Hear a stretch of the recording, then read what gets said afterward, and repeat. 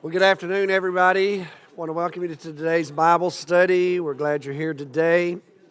If you're in this room, welcome. If you're online, welcome.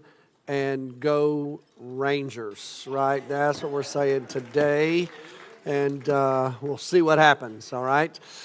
Anyway, but we're glad you're here today, and you should have an outline there for you. If you didn't get one, they're over here where Cheryl is sitting, and I think we'll have them for you online as well.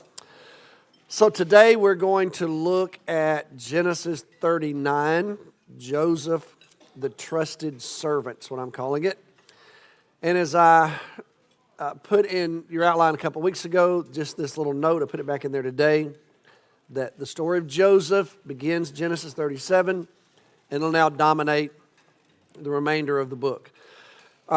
So there'll be a lot of things said about Joseph. There are allusions, references about him in the New Testament, and just his incredible role in this journey in this story is very, very powerful. Now we pick up the story, if y'all remember, when you come to the end of Genesis 37. Joseph has been sold into slavery by his brothers. And we don't know much about Joseph at that point. When you get to the end of Genesis 37, basically what we know about Joseph is he is Jacob's favorite son. We know that. He is the least favorite brother. We know that. He's a dreamer. We know that. But that's basically all we know about him. And so then we get this interlude, Genesis 38. Now, when we get to Genesis 39, the brothers have sold their brother into slavery. They have convinced their father that Joseph is dead. Now, they know that Joseph has made, as best they know, made his way to Egypt. And so the likelihood of anybody ever finding out what these brothers did is so remote, it's not even worth mentioning. Jacob is not going to travel to Egypt. He's an old man now. It's not like there's a lot of connections between Egyptians and Jacob's family in Canaan. No, that's not going to happen. Not much interaction between Jacob's family and the Ishmaelites, so that's not going to happen. So as far as these brothers are concerned, the likelihood of anybody finding out about what they did is so remote, they probably never talk about it. It turns out, though, it actually gets written into the Bible and everybody finds out about it. So isn't that fascinating how this thing turned out for them? They thought they had it going on and all was good, and it turns out they get put in the single most best-selling book in the history of humanity. So I'm not sure what to do with that, but that is just what's happened to them. So we'll pick up the story in chapter 39. We've been told at the end of chapter 37 that when they arrived in Egypt, this band of Midianites, Ishmaelites, they have sold Joseph to Potiphar. So we pick up that story, Joseph in Potiphar's house. So look at chapter 39, verse 1. Now when Joseph had been taken down to Egypt, Potiphar, an Egyptian who was one of Pharaoh's officials, the captain of the guard, bought him from the Ishmaelites who had taken him there. So you have some similar language opening this page as you do the last page. If you'll go back to Genesis 38, verse 1, it says, at that time Judah left his brothers and went down to stay with this man that we don't know much about. Chapter 39, Joseph was taken down to Egypt. So you've got this similar Hebrew language. Judah, on his own volition, went down. Joseph, as a slave, is taken down, if that makes sense. And so he now finds himself in the home of Potiphar, who is captain of the guard. You know, how all this material gets compiled for us, particularly the book of the law, is a matter of great debate. There are all kinds of theories about how these 5 books of the Bible came to be. And if you think about it, we're in an ancient time in history, and how many literate people there were, and how they maintained these stories. Did they actually use sources to help compile this material? Was it primarily rooted in oral tradition? There are just a lot of theories about how we get it all. This is one of the pages that leads to some of the questions. And the reason for that is there are some people who say, well, when you look at Genesis, Exodus, Leviticus, Numbers, and Deuteronomy, you'll notice that there are sometimes different words used to describe God or to refer to God. You also have material that seems very, it's really rooted in just legal matters. You have other material that's rooted in priestly matters. And so in the 1900s, when scholarship, at least biblical scholarship, was kind of really spreading across Europe, primarily in Germany, and then eventually to the U.S., a lot of theories arose about how all this material was put together. And so one of the questions is, whenever you see God's name listed in Hebrew as Yahweh, does that mean that's a particular source that was used by the compiler of this material? Because there are other passages where God's name is El or Elohim. And so people refer to those 2 different views as the J source, J being for Yahweh, our Y, Hebrew J, or E for El, Elohim. So some people say, well, there was a source that was primarily referred to God with the name El. There are other sources primarily referred to God with the name Yahweh. The reason that's at all involved in this conversation today is because in Genesis 39, you're going to have God referred to by His covenant name. The reason you know that is because you'll see Lord in all caps. Just leads to the question of how do we get all this material? Then there are other people who say, well, the material that's primarily relating to the priests came from the priestly family. And then the legal material was primarily Mosaic, the Deuteronomic material. And so you have the theory that was taught when I was in seminary, the JEDP, Yahwist, Elohim, Deuteronomic, priestly. 4 different sources brought together, ultimately compiled into just one volume that we know as the Torah. That particular view has fallen out of favor today for a number of reasons. First of all, there's just no textual evidence of it. We don't have any copies of any sources except for the complete book of the law. So there's no evidence that any of these sources existed anywhere else outside of the canon. But also, there are scholars who are doing a lot more research today in the grammatical construction in all of this material that seems to indicate there's a common editor, if you will. Okay, so if we were to adopt that view, that we think there's one principal author, editor, if you will, this material, historically that's been named as Moses. So let's just say are y'all still with me?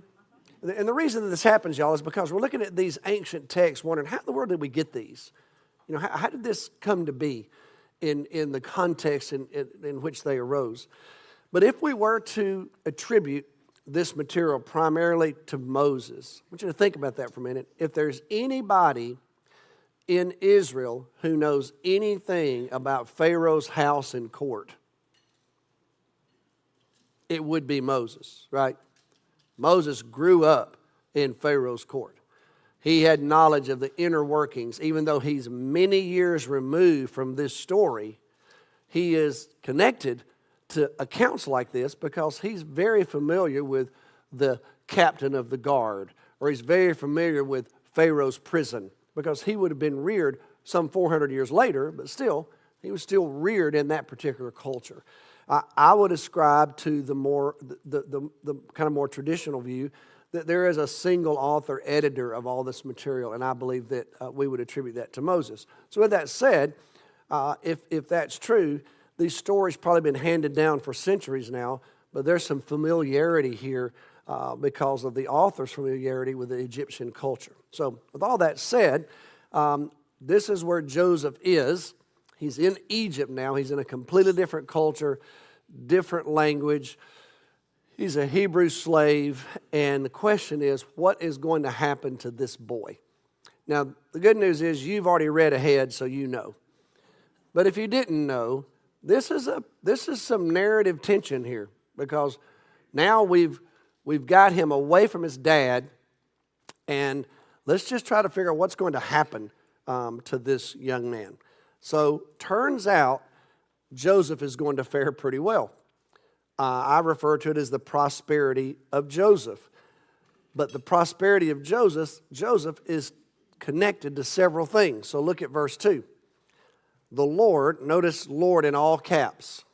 You see that? Anytime in English translation of the Bible, in the Old Testament, if Lord is all caps, underneath that is Yahweh. That is the name that God gave himself. Remember when Moses asks God in Exodus 3, what is your name? He will say, I am. That is Yahweh. We don't know how to pronounce it. We don't know what vowels go with it.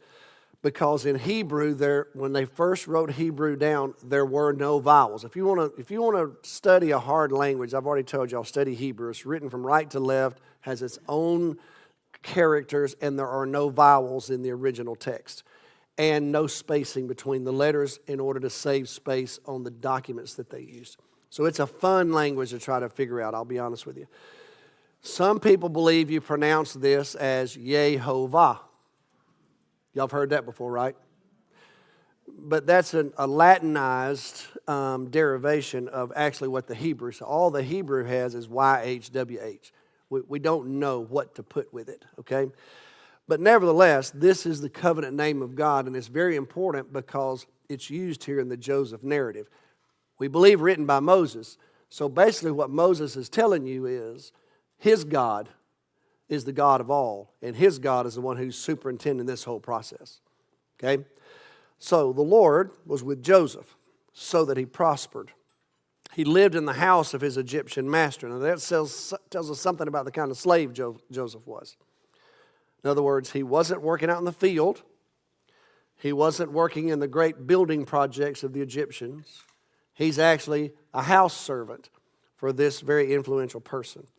Verse 3, when his master saw that the Lord was with him. Now that's an interesting phrase.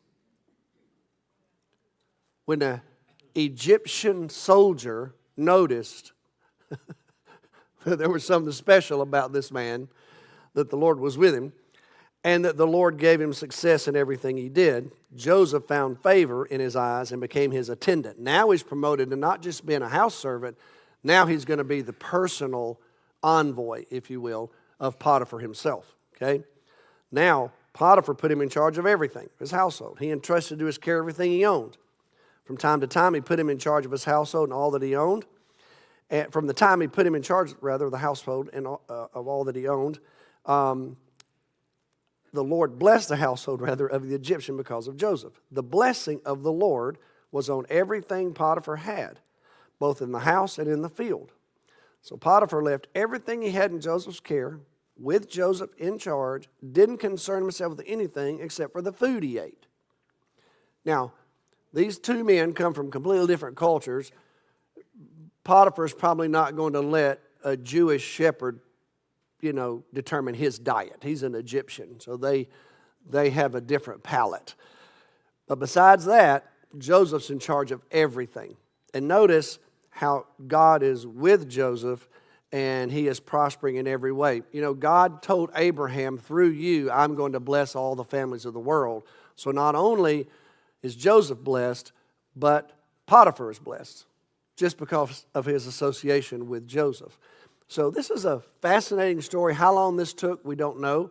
But it's certainly encouraging up to this point, is it not? If you didn't know the end of this story, the fact that Joseph goes, we don't know what's going to happen to him.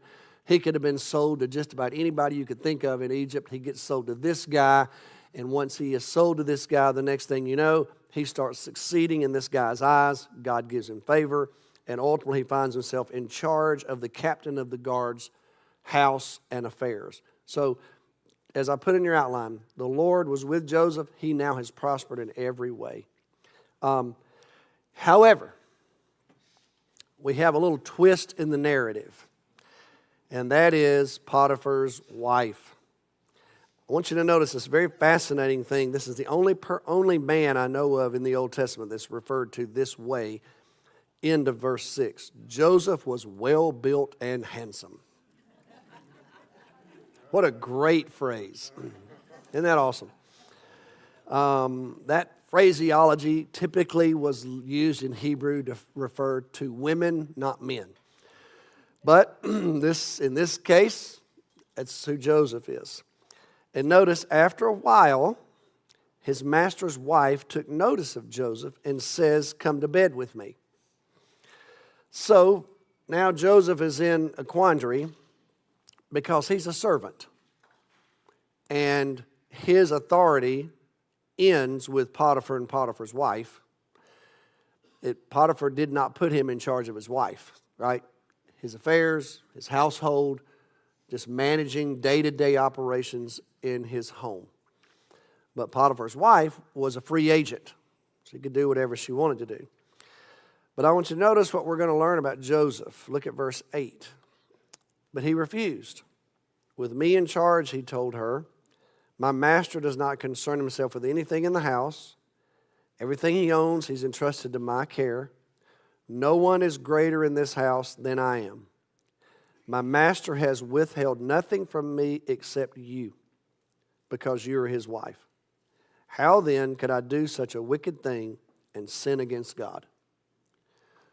So Joseph says, I'm going to give you 3 reasons for my no. 1, I've earned my master's trust. And that's pretty obvious. 2nd, this would be a violation of my master's will. And 3rd, this would be a sin against God. Okay, so we're learning some things about Joseph. Verse 10. And though she spoke to Joseph day after day, he refused to go to bed with her or even be with her. So now Joseph has recognized this situation is getting out of hand. His master's gone a lot, so he's home with presumably other servants. We're not sure about children, all those kinds of things. But the point is, Joseph is going to be in compromising situations if he's not careful. So he does his best to avoid that. Once again, we're learning some things about Joseph. But y'all know the story. The day came when she caught Joseph by himself. And this time when he refused her advances, she grabbed his cloak. And then she began to protest to the other servants, as the text says, that this Hebrew has done this to me. So if you look at verse 16, after she has told this to the servants, she decides to wait for her husband to come home. So she kept his cloak beside her until his master came home. Then she told him this story. "The Hebrew slave you brought us came to make sport of me, but as soon as I screamed for help, he left his cloak beside me and ran out of the house." Now, obviously, that's a lie. And Joseph's having to deal with this temptress, if you will, the wife of his owner. So now the question is, what's Potiphar going to do? And when you look at what most scholars say about this, the typical response would have been to put Joseph to death. And that would have been customary in the ancient world. The fact that Potiphar doesn't do that causes us to ask a couple of questions. So Potiphar decides instead to put him in prison. So why? Why didn't he just put him to death? Because he had every right to put him to death. After all, Joseph had no standing in Egypt except for the standing Potiphar had given him. True? That's really all he has. His whole life is dependent on Potiphar. And he's a Hebrew slave, so he had no legal standing in Egypt. So Potiphar could have killed him. So the question is, why didn't he? Well, do y'all think like me, he's wondering whether or not his wife's telling the truth or not? That at least has to be introduced into the story. Because not only has he gotten to know Joseph, he knows her. Okay, so that seems to kind of be a thread underneath here that's not really mentioned, but it seems to be implied, because I want you to notice what he does. He's angry. It says he burns with anger. Look at verse 19. But then an interesting thing happens. Joseph's master, verse 20, took him and put him in prison, the place where the king's prisoners were confined. So he's going to put him in a prison that he's going to be able to associate with people who actually have had interactions with Pharaoh. Now, there are many options for prison. The word that's used, prison or jail, here is a very unusual word in Hebrew. It kind of has the idea of a place where they were engaged in some kind of physical labor. So not just in torment, if you will. That's what some scholars think. But he's placed in prison, but not just any prison. He's placed in Pharaoh's prison. Again, it seems to say something about Potiphar, maybe the kind of person Potiphar was. We don't know a whole lot about Potiphar, but we know enough to know that he recognized the value of Joseph and seemed to treat him humanely. And evidently, when it came time to punish him, he had some questions about the validity of this story. That would be my take on it, or else he would have killed him. And so instead, he puts him in this prison. And again, this prison is a special prison. It's a place where Pharaoh himself actually sends people. The reason that's important is because that's going to factor in later in this story. And we all know that. So now the tension is reintroduced. We were doing really good, right? We got Joseph in Egypt. He's faring well. He's rising in the ranks. He's resisting the temptation. What's interesting about this text, it never says Joseph was tempted, though. Isn't that fascinating? It says she was. So we have no idea.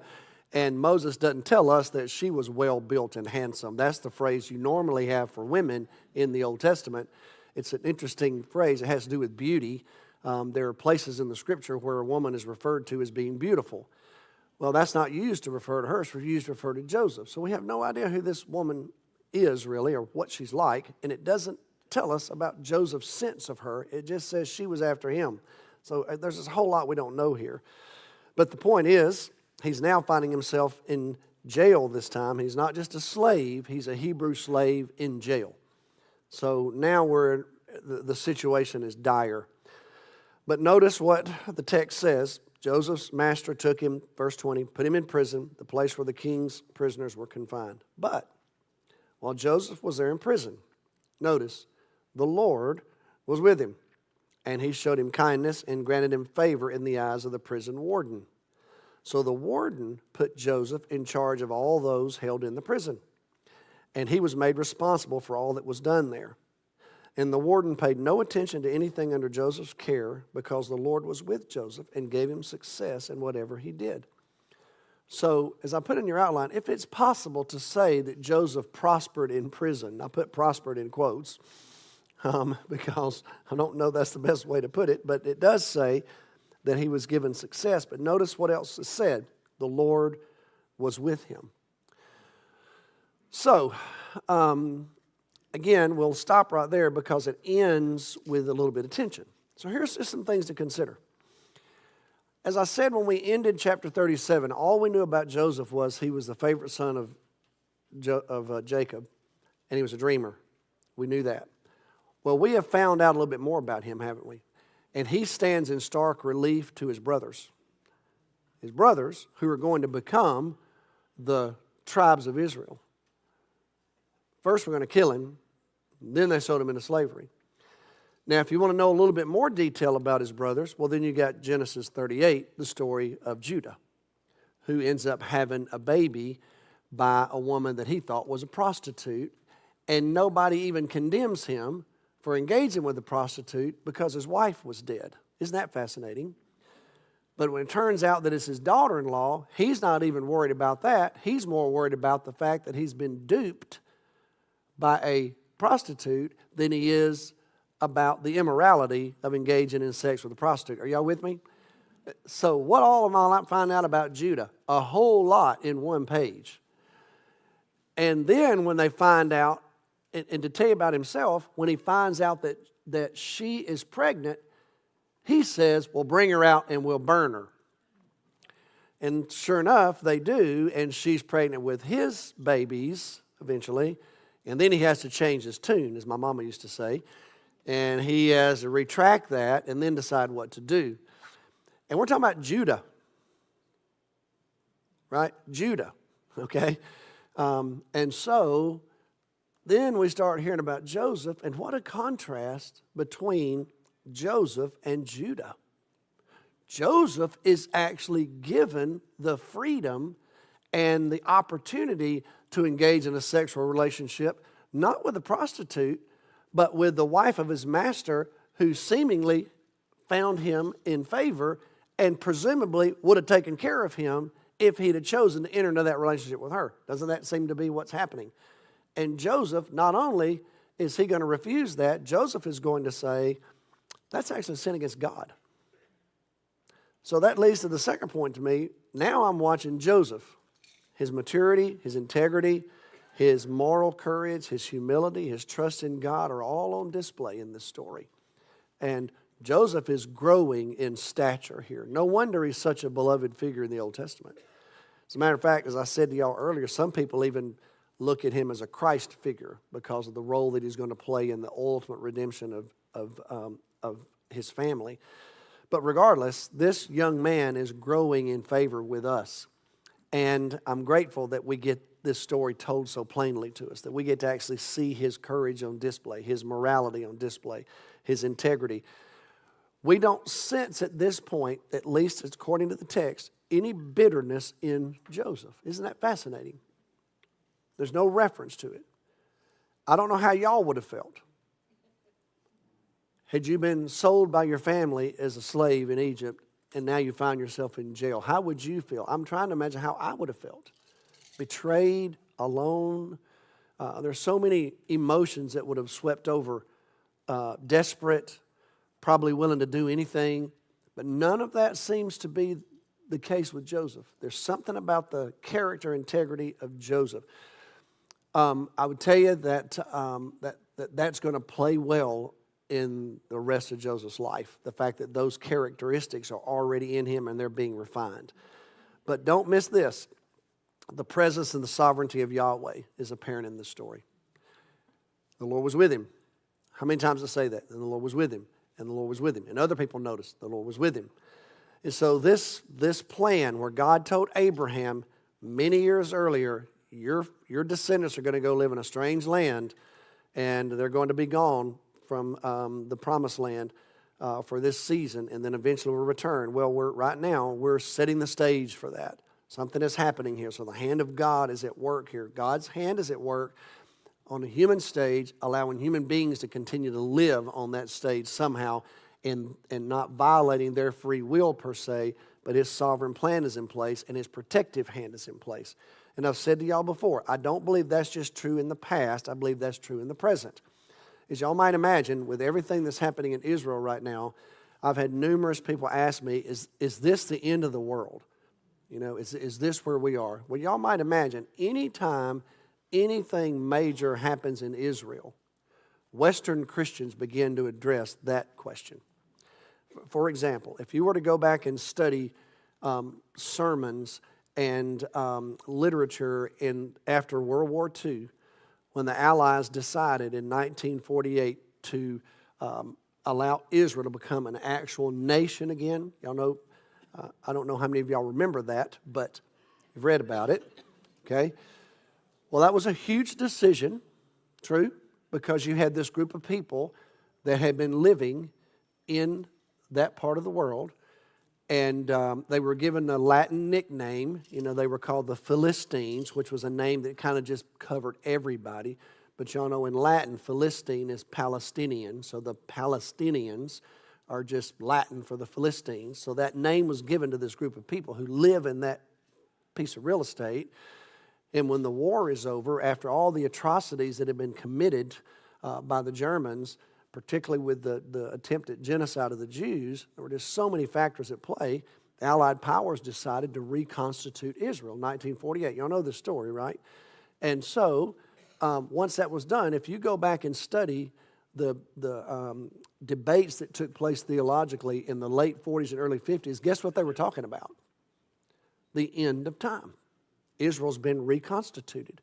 And so there was all this research being done into the prophetic material in the Old Testament. So, well, since that time, now we're how many years removed from that? This is Israel's 75th birthday. That sounds weird to say, but that is true. It's their 75th, you know what I mean? It's their modern Israel's 75th birthday. And so a lot of time has passed, and so some of that fervor has died down, and then you have events happening like what's taking place right now, and once again, the questions begin to arise. What is going on? And I would be honest enough to tell y'all, it's very complicated to me, and I don't pretend to understand it all, and so I would never say that. And even the prophetic material in the Old Testament is complicated. Here's what I would say, though, that I believe with everything in me. As always, regardless of where it's playing out, God's hand is at work orchestrating events and moving this entire story to His desired end. And human beings are playing a role in that all along the way. That's just how it's always been. I believe that's how it is right now. I don't fully understand it, and I would tell you I'm not going to speak definitively on it. But what I would say is I know I have enough sense to know that I believe God is ultimately sovereign and in control, and I trust Him. And I believe that He will take history toward this end because history is His story. So whatever it is He's doing, I will also say, secondly, one of the things I know from studying Scripture and history, God prepared the world for the birth of His Son. He orchestrated circumstances so that the world could be ready for the birth of Jesus. He brought things together so that the opportunity for the growth of the kingdom of God could take place. And if you look at how that transpired historically, you can just see God's hand in it. The entire world was conquered, the known world was conquered by the Greeks, and the Greeks believed their language was superior, their culture was superior. Historians call it the Hellenization of the world. And so the Greeks taught people to read and speak Greek. They built libraries in all the major cities that they conquered and the city-states that they established. When the Romans took over, the Romans took the Greek language and embraced it, at least originally. But then the Romans made it possible for you to be a Roman citizen and live anywhere in the Roman Empire, and you could travel freely. So think about what took place when Jesus was born and the Apostle Paul was able to travel. The world spoke one language. A Roman citizen could travel anywhere in the world. There was a common culture. There was a common identity that was shared by 65 million people for the first time in history. It was at that very moment Jesus was born. Well, I don't believe any of that's accidental. Do you? That's the hand of God. God prepared the world for the advent of His Son. So what is He doing right now? He's preparing the world for the return of His Son. I believe that with everything in me.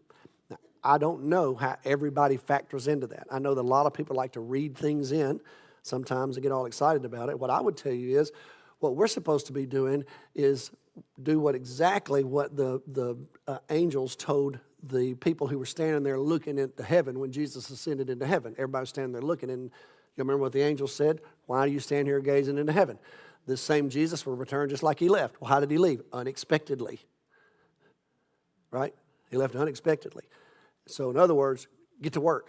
So to me, we need to be at work, and I'm going to trust Him to bring it all to completion in His due time. And I have ultimate confidence in Him. I've watched Him superintend things, and His hand was on this young man, and I believe His hand is at work today. So that's a little bit more than y'all probably wanted, but nevertheless, it's a fascinating story. The fact that we know how it ends reduces a little bit of the tension, but if you could climb inside the story, even when we get to the end of chapter 39, we're in a challenging place for Joseph. I don't know how long people lived and survived in Egyptian prisons. But that's where he is when we end this page. But we're going to trust that the Lord is with him and will continue to guide him in this journey. Okay? All right, I'm going to stop right there. Thank y'all for joining us online today. We appreciate it.